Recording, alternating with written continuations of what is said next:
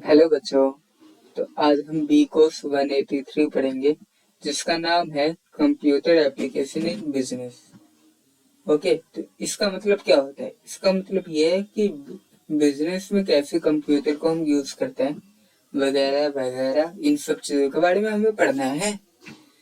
तो अब देखते हैं हम सबसे पहले क्या है हमारा। सबसे पहले ये यूनिट 1 है, ठीक है। जो आज मैं पढ़ाऊंगा वो यूनिट 1 है, पहले बता रहा हूँ मैं। तो इसके पहले यूनिट में हमें सबसे पहले क्या दे रखा है, स्मार्टफोन ने कैसे रिप्लेस करा कंप्यूटर को। अब सबसे पहली चीज तुम्हें ये जाननी जरूरी है कि स्मार्टफोन को हम माइक्रो कंप्यूटर भी बोलते हैं। माइक्रो मतलब स्मॉल या छोटा, ठीक है। माइक्रो कंप्यूटर भी बोलते हैं, एक छोटा कंप्यूटर होता है ये। तो अब देखो इसने कैसे रिप्लेस करा। पहले तो ये किस चीज क्या करने की कैपेबल है, ये क्या करता है, हमारे डाटा को एक्सेस करता है, फिर उसे प्रोसेस करता है, आगे आगे भी प्रोसेस करता है, ठीक है। और इसके अंदर कैमरा होता है, इंटरफेस होता है। इसके अलावा इसमें इंटरनेट ब्राउजिंग होती है, ठीक है। गूगल वगैरह ब्राउज कर सकते हैं हम कुछ भी। इसमें हम टेक्स्ट टेक्स्ट कर सकते हैं। इसके अलावा इंस्टेंट मैसेजिंग का ऑप्शन होता है, लाइक व्हाट्सएप वगैरह, ठीक है। वाईफाई होता है इसके अंदर जीपीएस होता है। अब इतनी सब फैसिलिटीज इसके अंदर है, तो बताओ ये क्यों नहीं रिप्लेस करेगा कंप्यूटर को, है ना। और इसके अलावा एक और चीज आती है इसमें, इसमें टच स्क्रीन का ऑप्शन आता है, जो कि हमारे कंप्यूटर या लैपटॉप में नहीं होता, ठीक है। तो ऑब्वियस सी बात है, इतनी फैसिलिटी है तो रिप्लेस करेगा। अब ये खत्म नहीं हुई, अभी सुनते जाओ, अभी तो और फैसिलिटीज है इसमें। देखो अभी जो अगली फैसिलिटी है क्या है इसमें। अब देखो ये पोर्टेबल होता है, साइज में छोटा होता है, जबकि कंप्यूटर का तो भूल ही जाओ। पीसी को तो हम कहीं ले ही नहीं जा सकते। लैपटॉप को भी अगर हम ले गए तो मान लो अगर हमें कोई जीपीएस लोकेशन ढूंढना है, तुम्हारे पे फोन नहीं है, मान लो फोन नहीं है तुम्हारे पे, लैपटॉप है, तो तुम क्या करोगे, लैपटॉप खोलोगे, लैपटॉप पे जीपीएस ओपन करोगे, लोकेशन सर्च मारोगे, लैपटॉप खोल के उधर उधर घूमते रहोगे, है ना। घूमते घूमते उस एड्रेस पे जाओगे नहीं ना। ये मतलब कर सकते हो, पर ये बहुत मुश्किल टास्क है। इसकी जगह अगर हम फोन यूज करेंगे, फोन एक तो फोन बहुत छोटा सा है, हमारे हाथ में आ जाता है, ठीक है। हमारे हाथ में आ गया तो इसमें हम जीपीएस लोकेशन ढूंढ के आसानी से वहां पे जा सकते हैं, क्योंकि इसमें हमें प्रॉब्लम नहीं होती। जबकि अगर लैपटॉप भी देखो, लैपटॉप को हमारे दोनों हैंड मतलब दोनों हाथ से पकड़ना पड़ेगा उसको, और बीच में किसी से तो टक्कर होगी तो गया लैपटॉप, है ना। ये बात है। तो इसलिए हम कहते हैं कि स्मार्टफोन ज्यादा पोर्टेबल है, और स्मॉल साइज तो है ही। और अब क्या है, अब इसमें हम क्या क्या क्या कर सकते हैं। इसमें पहले तो हम डेली फी देख सकते हैं, ईमेल कर सकते हैं सबसे पहले तो।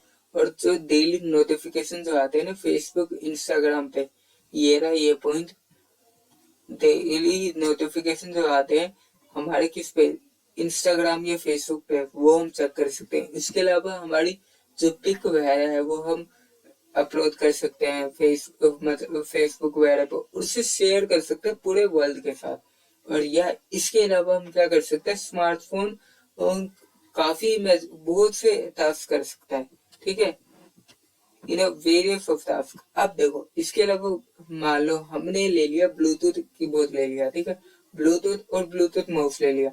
अब उसके बाद क्या करेंगे, हम फोन पे जाएंगे, अपना ब्लूटूथ ऑन करेंगे, उसके साथ हम कीबोर्ड और माउस कनेक्ट कर देंगे, तो एक तरह से वो नहीं हो जाएगा, एक पीसी नहीं बन जाएगा, बन जाएगा ना। क्योंकि पीसी में क्या होना चाहिए, एक डेस्कटॉप होना चाहिए, सीपीयू होना चाहिए और कीबोर्ड माउस, है ना। और हमारे फोन के अंदर तो सीपीयू ऑलरेडी इंस्टॉल्ड है ना। तो बस हमें बाहर से चाहिए होता है कीबोर्ड और माउस। तो एक तरह से इस सेटअप को लगा के हम क्या बना सकते हैं, एक खुद का पीसी बना सकते हैं। जिसके पास पीसी ना हो वो कर सकता है ऐसा। तो ये चीज, हाँ ये चीज मैं ऐसे हवा में नहीं बता रहा हूँ, ये सब बुक में लिखा हुआ है। और ये जो मैंने ये छापा हुआ है ना, ये सारा बुक में लिखा हुआ है, कुछ भी अलग नहीं है। तो चाहे तुम चेक कर लेना, ठीक है। अब इवोल्यूशन ऑफ कंप्यूटर, सबसे पहले तो इवोल्यूशन ऑफ कंप्यूटर जो मैं बता रहा हूँ 1940 में बना था पहली बार, ठीक है, इंट्रोड्यूस हुआ था 1940 में। और 1940 के बाद इसके 6 जनरेशन आ चुके हैं। पहला जो फर्स्ट जनरेशन, और उनको फर्स्ट सेकंड थर्ड ऐसे नाम से जानते हैं, जैसे कि first generation, second generation, third generation, fourth generation, fifth generation, sixth generation. ठीक है, कुल मिला के 6 जनरेशन है, जो कि अलग अलग चीजें हैं उनमें। सबसे पहला जो जनरेशन है उनका बहुत बड़ा साइज होता था, एक पूरे रूम को घेरने लायक। ठीक है, और धीरे धीरे करके हमने उसे कम करना शुरू करा, और छठे जनरेशन तक आके बहुत कम हो गया। तो अब कैसे कम हुआ वो सब हम आगे देखते हैं। तो अब देखो, सबसे पहले जो है क्या, फर्स्ट जनरेशन की बात करते हैं। इसमें हमने सबसे पहले जो यूज करते हैं, हम वैक्यूम ट्यूब यूज करते हैं। ओके, मतलब किसमें यूज करते हैं, कंप्यूटर बनाने के लिए, मतलब कंप्यूटर्स में जो यूज करते हैं फर्स्ट जनरेशन के, वैक्यूम ट्यूब यूज करते हैं। अब वैक्यूम ट्यूब तुम जानते हो बहुत बड़े बड़े होते हैं, मतलब तो इसकी वजह से है ना, एक तरफ ये कर सकते हैं, इसकी वजह से है ना, वो जो साइज होता है इस कंप्यूटर का वो बड़ा होता है। ओके, इसके अलावा भी काफी रीजन है। तो और कितना बड़ा होता है, पहले तो ये पूरे रूम के जितना होता है। ठीक है, और इसके अलावा इसमें क्या क्या हुआ है, बेनिफिट तो बता नहीं सकता, बेनिफिट तो नहीं होंगे, पहला जनरेशन है तो कमियां ही होगी इसमें। तो कमियां बताता हूँ अभी। सबसे पहला तो ये बहुत कॉस्टली है, बहुत महंगा है। ठीक है, हर कोई इसे अफोर्ड नहीं कर सकता। उसके अलावा जो दूसरा है, इलेक्ट्रिसिटी बहुत कंज्यूम करता है। उसके अलावा भी इलेक्ट्रिसिटी कंज्यूम करता है भाई, वो तो बहुत है। साला हीट भी प्रोड्यूस करता है बहुत सारा, जिसकी वजह से क्या होता है, कंप्यूटर फूक जाता है। इतनी प्रॉब्लम है। तो पर फिर भी पहला पहला कंप्यूटर है ये बना हुआ। इसके अलावा चौथी चीज क्या लिखोगी, मशीन लैंग्वेज पे वर्क करता है। ठीक है, मशीन लैंग्वेज पे। इसके अलावा तुम पांचवी चीज भी इसके एग्जांपल लिख सकते हो, जो कि क्या है, यूनिवेक, यूनिवर्सल ऑटोमेटिक कंप्यूटर, या फिर एनईएक। मतलब एनईएक मैं ऐसा बोलता हूँ, तुम कुछ बोल सकते हो। एनईएक जो कि electronic numerical integrator and computer, ये है इसकी फुल फॉर्म। अब आगे सातवें में क्या है, सेकंड जनरेशन कंप्यूटर। अब सेकंड जनरेशन में क्या हमें याद करना है, मतलब सेकंड जनरेशन में हमें सबसे पहले ये जानना है कि इसमें हमने क्या ऐसा किया जो कि बेनिफिशियल हुआ हमारे लिए। सबसे पहले तो हमने क्या करा, इसे वैक्यूम ट्यूब निकाल दिया। ठीक है, फर्स्ट जनरेशन ही है हमारे पे, उससे हमने वैक्यूम ट्यूब निकाल दिया और इसकी जगह ट्रांजिस्टर फिट कर दिया। ट्रांजिस्टर फिट करने की वजह से क्या होगा, साइज स्मॉल हो गया, और साइज स्मॉल होने की वजह से क्या हो गया, वो चीपर हो गया, मतलब सस्ता हो गया, और मोर एनर्जी एफिशिएंट हो गया। मोर एनर्जी एफिशिएंट, पढ़ मोर एनर्जी, ये तो थे उसके फायदे। अब नुकसान भी कुछ होगा, तभी तो इसके बाद third fourth fifth sixth generation तक आया है ना। तो नुकसान क्या था इसमें, कि नुकसान ये था कि ये अभी भी हीट प्रोड्यूस कर रहा था, मतलब हीट प्रोड्यूस कर रहा था, बहुत ज्यादा हीट प्रोड्यूस कर रहा था, जिसकी वजह से क्या होता था, कंप्यूटर चला, थोड़ा सा कंप्यूटर हमने यूज करा, उतनी देर में ना उसके इंटरनल पार्ट, मतलब कि जो मदरबोर्ड हो गया, मदरबोर्ड हार्ड डिस्क वगैरह, जो अंदर के पार्ट होते हैं वो गलना शुरू हो जाते हैं। ठीक है, तो गलना ही डैमेज डैमेज देना शुरू कर देते थे इस हीट की वजह से। तो ये थी इसमें प्रॉब्लम। तो अब देखो, इसमें हम क्या असेंबली लैंग्वेज यूज करते हैं, असेंबली लैंग्वेज फॉर प्रोग्रामिंग। अब ये किस तरह की लैंग्वेज है, एक हायर लेवल प्रोग्रामिंग लैंग्वेज है, किसकी तरह है, कोबोल की तरह, कॉमन बिजनेस ओरिएंटेड लैंग्वेज। दूसरा है फोर्थ रन, फॉर्मूला ट्रांसलेशन।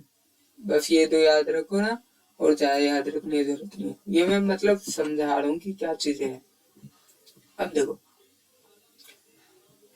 इसमें ये क्या चीज है, थर्ड जनरेशन। अब थर्ड जनरेशन, इसमें क्या चीज आई नहीं, ये बताओ, है ना। हर हर किसी में हर चीज नहीं आ रही है, कुछ ना कुछ नया आ रहा है।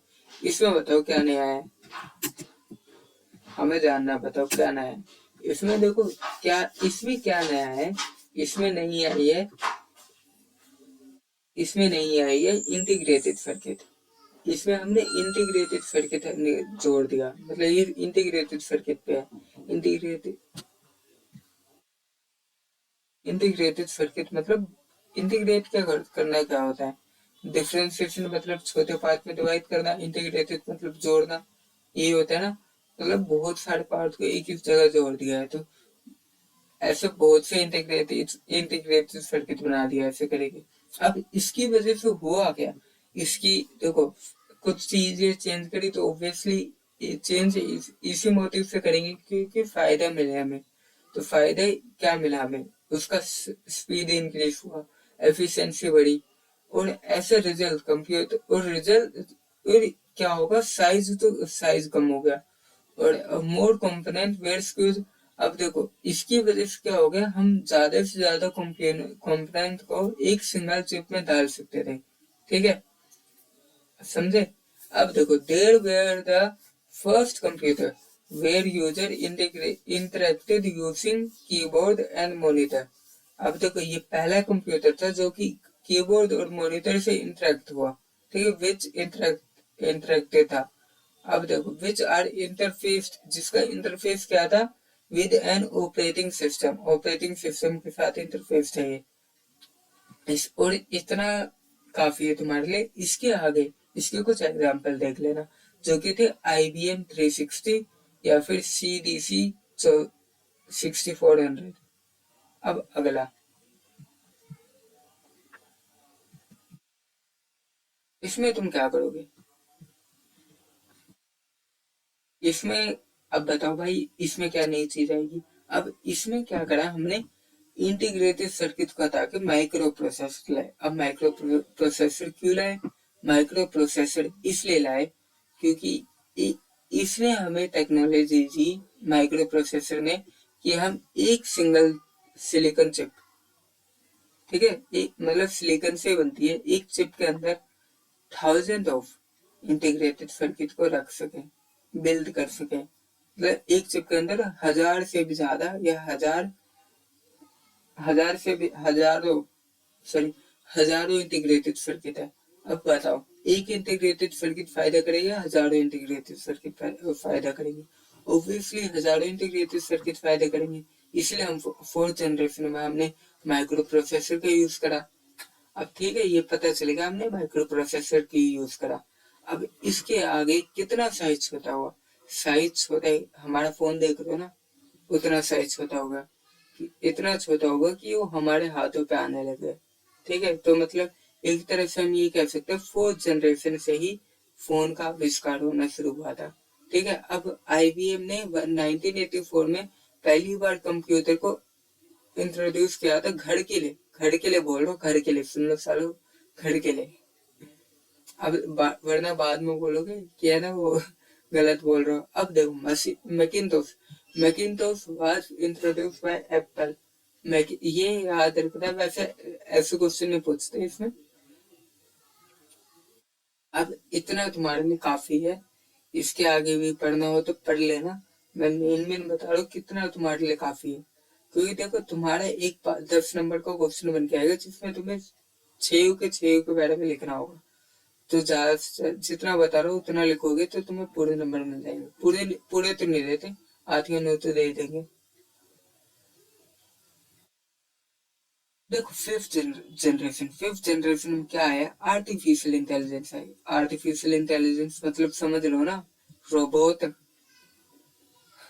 रोबोट या फिर टर्मिनेटर की मूवी देखी होगी, उन सब में आर्टिफिशियल इंटेलिजेंस यूज करा था।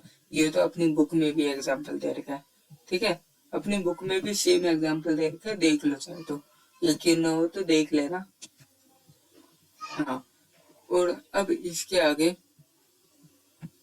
अब मिर्जा, अब देखो, अब इसकी जो मतलब क्या करता क्या था ये, एक्नोलेज नेचुरल लैंग्वेज, हमारी नेचुरल लैंग्वेज को प्रोसीड करता था और उसे एक्नोलेज करता था। एक तरफ से उसके अंदर आर्टिफिशियल ब्रेन आ जाता था, एक तरफ से ये कह सकते तुम, है ना। इसके बारे में लिख देना बस। अब देखो सिक्स जनरेशन में नैनो टेक्नोलॉजी। अब नैनो टेक्नोलॉजी क्या होती है भाई, अबे आयरन मैन वो इन्फिनिटी वॉर देखी होगी, नैनो टेक्नोलॉजी सूट उसका, याद है ना, एक बटन दबाते ही आ गया था उसके पूरे शरीर में। तो नैनो टेक्नोलॉजी वाला सूट था। अब देखो नैनो टेक्नोलॉजी इस जनरेशन को क्या बोलते हैं हम डिफाइन कर सकते हैं इसको, can be era of intelligent of computer. मतलब इस एरा में कंप्यूटर बहुत इंटेलिजेंट हो गया। Based on artificial neural network, किस पे बेस्ड है? Based on artificial neural network, या हम उसे आर्टिफिशियल ब्रेन भी कहते हैं। अब आर्टिफिशियल ब्रेन का क्या मतलब है? आर्टिफिशियल ब्रेन का मतलब अपना खुद का ब्रेन हमने बनाया और वो डाल दिया हमने कंप्यूटर या मशीनों के अंदर। मतलब कि वो खुद से चीजें सोच सकते हैं और खुद के एक्शन ले सकते हैं। ये चीज उसमें वॉइस रिकॉग्निशन है। वॉइस रिकॉग्निशन मतलब, और इस जनरेशन में हमने वॉइस रिकॉग्निशन भी इंट्रोड्यूस किया। वॉइस रिकॉग्निशन मतलब, अबे यार हर फोन में ही गूगल बोलते हो ना तुम, ही गूगल बोलते ही गूगल आ जाता है ना, तो ये इसे क्या बोलेंगे? Voice recognition. ठीक है, which enables the computer to take dictation. और ये किस लिए इनेबल करता था? डिक्टेशन के लिए, डिक्टेशन ले सके एंड रिकॉग्नाइज वर्ड। मतलब कि वो बात सुनता था हमारी और उसे रिकॉग्नाइज करता है, उस वर्ड को, उस मतलब समझता था कि क्या चीज कहना चाहता है वो। ठीक है, तो अब आगे देखते हैं। अब क्या है? Classification of computer. क्लासिफाई कैसे कर रखा है? मेनली तीन पर्पज से, मतलब तीन तरीके से कर रखा है क्लासिफाई। पहला क्या है? पर्पस। कौन? एक दो तरह के पर्पस होता है। एक जनरल पर्पस, जो जिस तरह से हम यूज करते हैं घर पे, ऑफिस में, जो भी है। और स्पेशल पर्पस। स्पेशल पर्पस मतलब किसी स्पेशल टास्क के लिए, जैसे कि हो गया हमारे पे वेदर फोरकास्टिंग वगैरह वगैरह। साइज के बेस पे, साइज के बेस पे तो मैं तुम्हें बताऊंगा। माइक्रो सबसे छोटा होता है, मिनी से बड़ा होता है, मेन फ्रेम बहुत बड़ा होता है, सुपर कंप्यूटर पूरे देश में एक होता है। ठीक है, उसके अलावा डाटा हैंडल। डाटा हैंडल के हिसाब से एनालॉग, डिजिटल और हाइब्रिड होता है। एनालॉग क्या होता है? मतलब मतलब कि उन डाटा के लिए होता है जो कि वेरी करते हैं टाइम के साथ। मतलब कि हर 5 सेकंड पे उस डाटा की वैल्यू 10 है, तो 10 सेकंड बाद उस डाटा की वैल्यू 20 होगी। तो इस तरह के डाटा को हम बोलते हैं एनालॉग। ठीक है, और डिजिटल, ये सब मैं तुम्हें बाद में बताऊंगा। अभी सब कुछ बता दूंगा तो आगे क्या देखोगे। ये सब मैंने किस लिए बनाया है ना।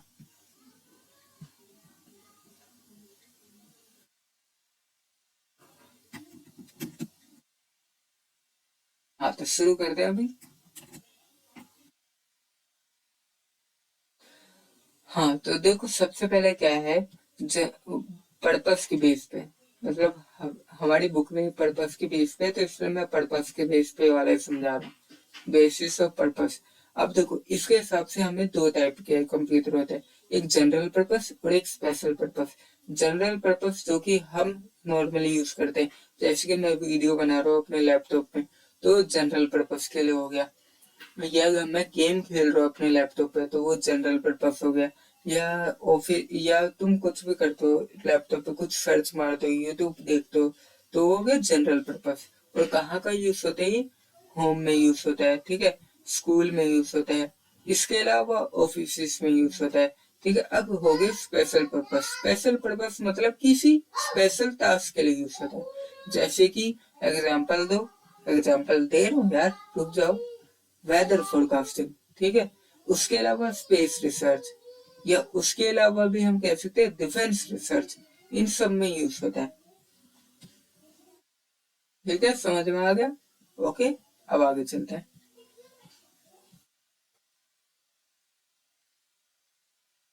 आगे क्या है? मतलब साइज के बेस पे, साइज के बेस वाला मैं नहीं अभी समझा देता हूँ।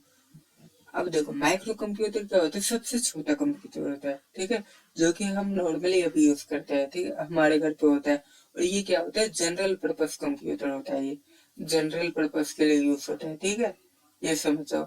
और इसके अंदर माइक्रो प्रोसेसर जो होता है वो सीपीयू के रूप में होता है। ठीक है, माइक्रो प्रोसेसर देयर स्पीड, और स्पीड क्या होती है इसकी, मेन फ्रेम या सुपर कंप्यूटर, जो कि हम आगे पढ़ेंगे क्या चीज मेन फ्रेम या सुपर कंप्यूटर से कम होती है। और इसका जो साइज होता है, साइज का रेंज कितना होता है, कैलकुलेटर से लेकर डेस्कटॉप, जितने भी इस कैलकुलेटर से लेकर डेस्कटॉप के रेंज के साइज होता है इसका। और डेस्कटॉप तुम्हारा कितना बड़ा है वो तुम पे डिपेंड करता है, ठीक है। दिस कंप्यूटर, अब देखो ये क्या है, कहाँ पे यूज नॉर्मली होता है। नॉर्मली ये एजुकेशन, हमारी बुक में जो एग्जांपल दे रहे हैं मैं वही बता रहा हूँ। एजुकेशनल इंस्टीट्यूशन, एजुकेशनल इंस्टीट्यूट में होता है। आजकल तो तुम्हें एग्जांपल देने की जरूरत नहीं है, वही देख लो ना, डिजिटल बोर्ड, वो भी क्या है, कंप्यूटर ही तो है। उसके अलावा होम, होम में यूज होता है, ठीक है, जैसे कि मैं कर रहा हूँ होम में यूज, ऑफिस में यूज होता है। या example of micro computer, micro computer कौन से होते हैं, जिनको हम बोलते हैं पीसी या लैपटॉप, या ये नोटबुक नहीं है, ये इलेक्ट्रिकल नोटबुक है, अपनी बुक में ही प्रिंट है, ठीक है।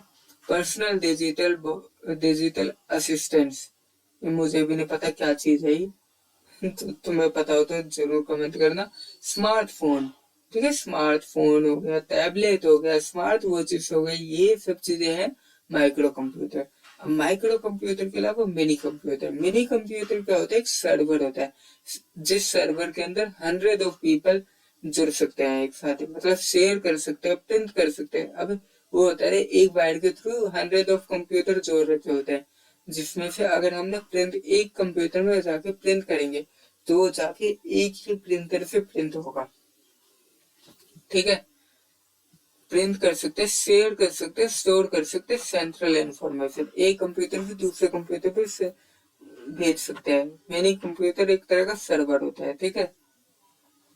अब एग्जांपल ऑफ मिनी कंप्यूटर में इसमें भी लैपटॉप और पीसी आएगा, क्योंकि बहुत सारे पीसी या लैपटॉप को ही तो जोड़ते हैं।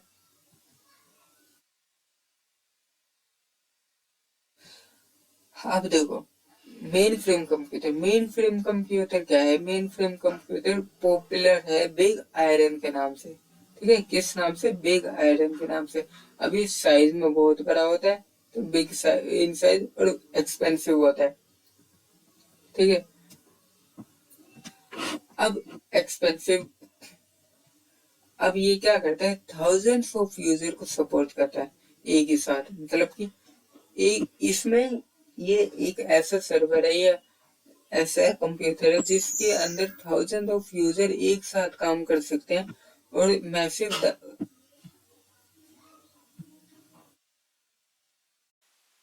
हाँ तो भाई मैं कहाँ पे था, मैं ये बता रहा था कि थाउजेंड ऑफ यूजर इसमें एक साथ काम कर सकते हैं, ठीक है। हाई मतलब बहुत ज़्यादा मैसिव इसमें डाटा स्टोर करने की कैपेसिटी होती है। इसके अलावा ये कहाँ यूज़ होता है, ई कॉमर्स में, ई कॉमर्स पोर्टल में यूज़ होता है, इंश्योरेंस कंपनी में यूज़ होता है, रेलवेज, एयरलाइन एक्सेट्रा में यूज़ होता है। हाँ तो हेलो, वेलकम बैक दोबारा। तो अभी हम ये बता रहा था मैं कि मेन फ्रेम कंप्यूटर में कहाँ का यूज़ होता है, जो कि मैंने बता दिया था।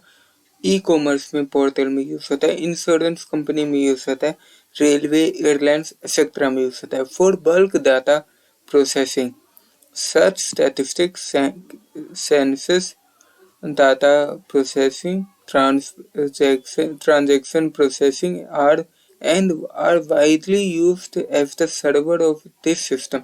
अब देखो ट्रांजैक्शन प्रोसेसिंग में यूज होता है, इसके अलावा सेंसस मतलब उसमें सेंसस डाटा प्रोसेसिंग में यूज होता है। अब ये नहीं पता कौन सा डाटा प्रोसेसिंग है, ठीक है, पर बहुत जगह यूज होता है, ठीक है। ये सब तुम देख सकते हो, इतना सब लिखने की भी जरूरत नहीं है, तुम्हें मुश्किल से 5-6 लाइन याद रहेगी इसकी, तो तुम लिख दोगे और इसमें नंबर भी मिल जाएंगे तुम्हें। अब देखो अगला क्या है, सुपर कंप्यूटर, सबसे मेन और सबसे बड़ा, ठीक है। सुपर कंप्यूटर, पहले तो ये जान लो पूरे देश के पास एक ही होता है, या मुश्किल से दो का पता नहीं, अभी रखते होंगे भी तो, पर मेरे हिसाब से तो इंडिया में तो एक ही है। अब देखो, पहले तो बहुत एक्सपेंसिव होता है, साइज बहुत बड़ा होता है इसका, ठीक है, ये जान लो। अब ये मतलब एक सेकंड में बिलियन ऑफ इंस्ट्रक्शन दे सकता है ये। अब सोच लो, एक सेकंड में बिलियन ऑफ इंस्ट्रक्शन। इसके अलावा super computer play a very vital role. अब देखो, सुपर कंप्यूटर कंप्यूटेशन में बहुत बड़ा रोल प्ले करता है, and are utilized for performing intensive computation task. बहुत मतलब बहुत बड़ा टास्क, इंटेंस बहुत बिग, मतलब बहुत इंटेंस टास्क को भी ये कुछ सेकंड में कर देता है, ठीक है।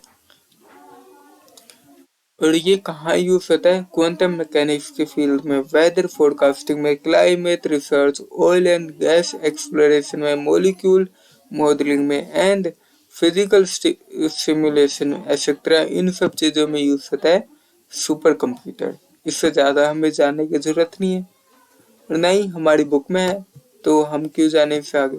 अब देखो, अब हमारे डाटा, कौन ज्यादा डाटा हैंडल कर सकता है उसके हिसाब से। अब देखो, एनालॉग एनालॉग कौन से तरह का डाटा हैंडल करता है? वो वेरिएबल, वेरिएबल मतलब जो कि वेरी होता रहे, जैसे कि ये है, जो ये एक टाइम पे ये वेरी होता रहता है, ठीक है, कभी ऊपर कभी नीचे, कभी दाएं कभी नीचे, ठीक है, वो वेरी होता रहे, मतलब वो डाटा है ना, कंटिन्यूस नहीं है, continuously changeable, expect of physical physical facts such as electrical, mechanical, or hydraulic quantities model the problem being solved.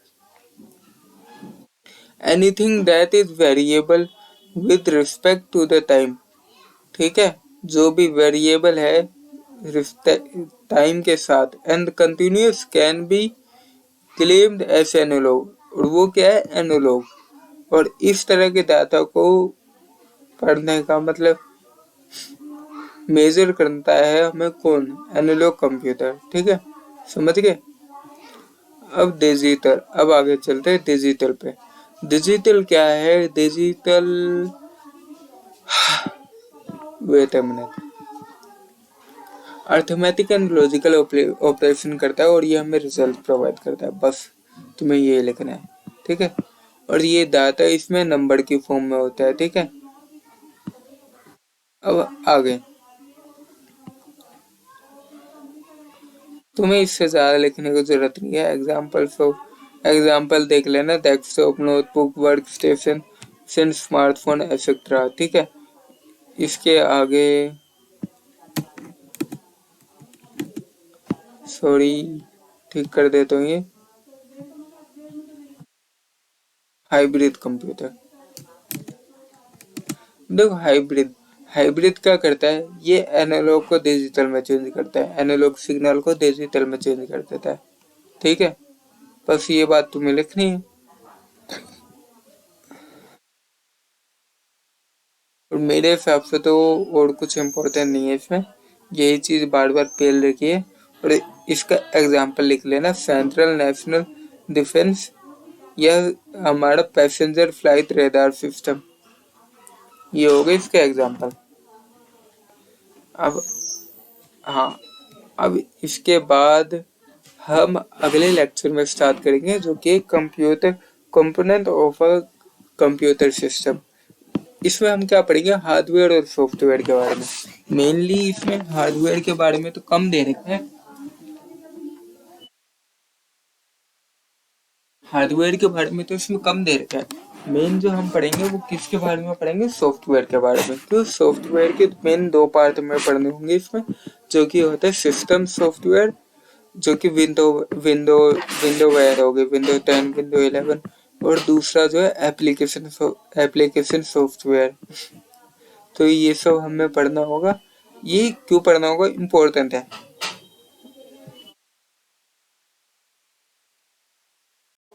तो अभी के लिए यहीं पे रखते हैं। Okay then bye.